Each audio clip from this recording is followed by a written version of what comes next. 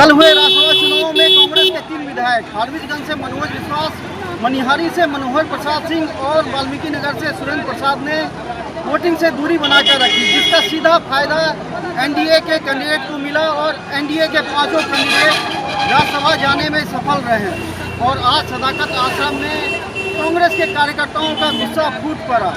कांग्रेस के 3 विधायकों ने कल राज्यसभा चुनाव में वोटिंग से दूरी बना के रखी, जिसके कारण एनडीए के 5 कैंडिडेट राज्यसभा में जाने में सफल हो गए। और आज सदाकत आश्रम में प्रधानमंत्री नरेंद्र मोदी का पुतला फूंका जा रहा है और भाजपा के खिलाफ नारे लगाए जा रहे हैं। सभी सम्मानित पत्रकार, आज हम लोगों ने पुतला जो दहन किया है, ये लोकतंत्र में पहले वोट चोरी करने का परंपरा रहा, पहले संविधान को खत्म करने का परंपरा रहा। बीजेपी ने जिस तरह से पूरे देश में डराने का जो अभियान चलाया, ईडी सीबीआई से डराती है, उसके बाद ये सारी कार्रवाई करती है। हम आना चाहते हैं बिहार के संदर्भ में कि कल जब राज्यसभा के 5 सीटों के लिए जब चुनाव हुए, उसमें हमारे गठबंधन के उम्मीदवार 1 वोट से पीछे रह गए और उसके 1 वोट पीछे रहने के कारण हमारे गठबंधन के उम्मीदवार नहीं जीत सके। यहाँ जग जाहिर था कि गठबंधन जीत रही है।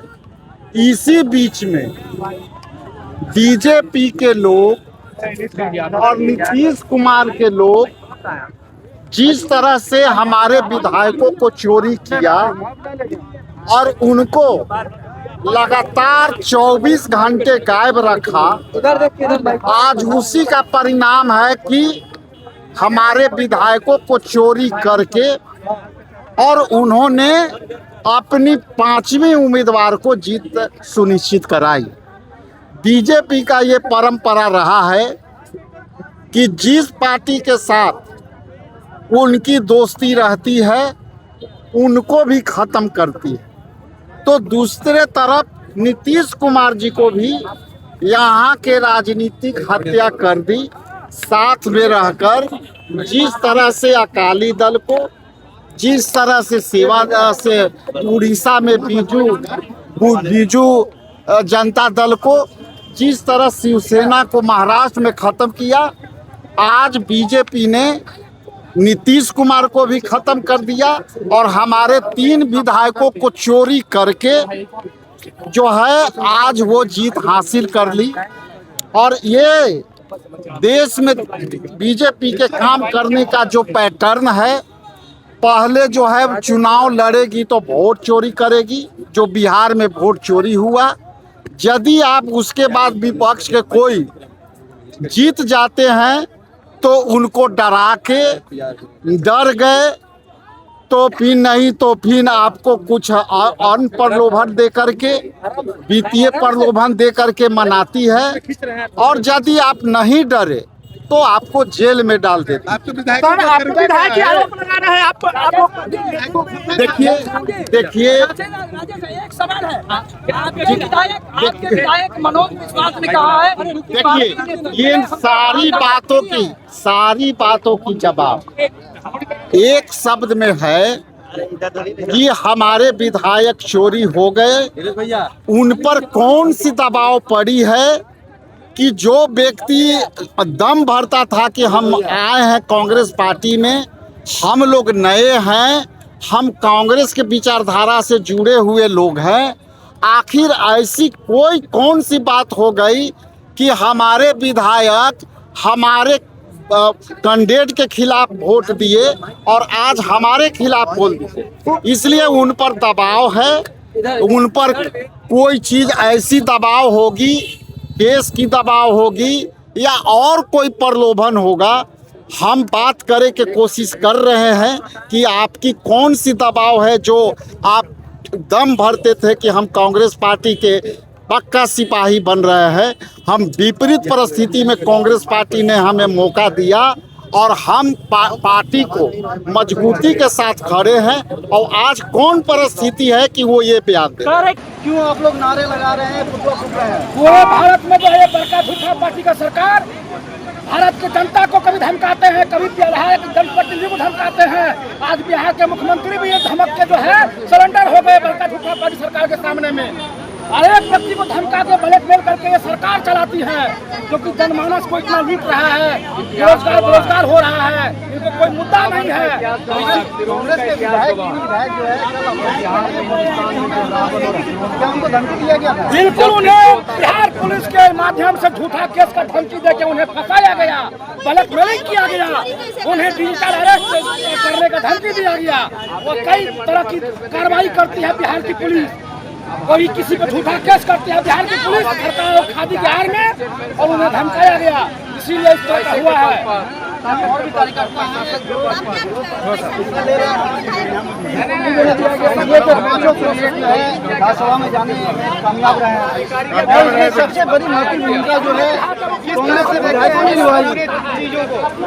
कोई भूमिका नहीं निभाई, सबसे महत्वपूर्ण भूमिका भाजपा के कार्यकर्ताओं ने निभाई, एनडीए के कार्यकर्ताओं ने निभाई, एनडीए के लोगों ने निभाई।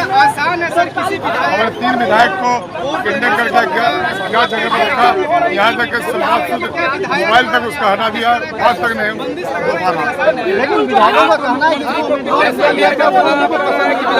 चर्चा नहीं की और यहाँ जो निजी फैसला करता है, जो एनडीए में फैसला होता है वही होता है। विधायक की बात कर रहे हैं, उससे विधायक लोग इतने महंगी हैं, उनसे यही कहवाया जाता है, यही तब क्या वो बोले सरकार कांग्रेस के विधायक सही रहा। अब तो हम लोग स्वस्थ हो गए हैं। 3 विधायक जो है इनका जादू नहीं चला, स्टैंड थे, सही थे। अगर हमारे पार्टी के गद्दारी करना था महागठबंधन से, तो वो टीम भी नहीं जाते।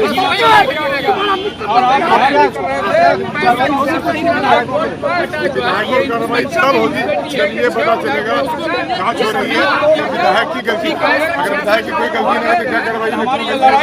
अगर उसने कोई रास्ता से किडनैप कर ले, अपने यहाँ रखे रह जाए, तो फिर विधायक पर कैसे कार्रवाई होगी? कांग्रेस के कार्यकर्ता हैं, पे आकर भाजपा के खिलाफ नारेबाजी कर रहे हैं, प्रधानमंत्री नरेंद्र मोदी का पुतला फूंक रहे हैं, और ये सीधा आरोप लगा रहे हैं कि उन्होंने धमकी देकर उनके विधायकों को वोटिंग डालने से रोका गया है। अभी हमारे पास राज्यसभा में कहीं न कहीं कमी रही, कमी ये रही पिछले 3 दिन पहले से हमारे 6 विधायकों के करने के लिए उनकी आवाज के सामने में जबरन जो पुलिस की फोर्स को लगाई गई कि उनका मूवमेंट ट्रेस किया जाए, और अंततः उन्होंने 3 विधायक को वोट देने से वंचित कर दिया। इस बात का मैं बेहद नाराज, लेकिन लोकतंत्र को बचाने के लिए, जमहूरियत को बचाने के लिए सड़क से लेकर के सदन तक अभी प्रधानमंत्री नरेंद्र मोदी का पुतला फूंक रहे हैं, भाजपा के खिलाफ नारे लगा रहे हैं। लेकिन आपके जो विधायक हैं वो कह रहे हैं कि हमें उम्मीदवार पसंद नहीं आता, इसलिए हमने जनता को नहीं चला है, इसी को तो षड्यंत्र कांग्रेस के विधायक है जो साफ आरोप लगा रहे हैं कि सत्ता पक्ष के द्वारा इनके विधायकों पे दबाव बनाकर उनको वोटिंग से दूर रखा गया, जिससे एनडीए के 5 कैंडिडेट राज्यसभा में जाने में सफल रहे। टीवी 9 भारतवर्ष के लिए पटना से रंजन कुमार।